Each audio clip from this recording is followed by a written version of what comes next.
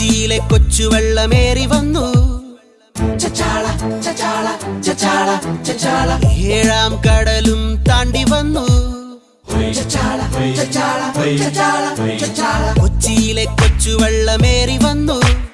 ഏഴാം കടലും താണ്ടി വന്നു. ചാളയവൻ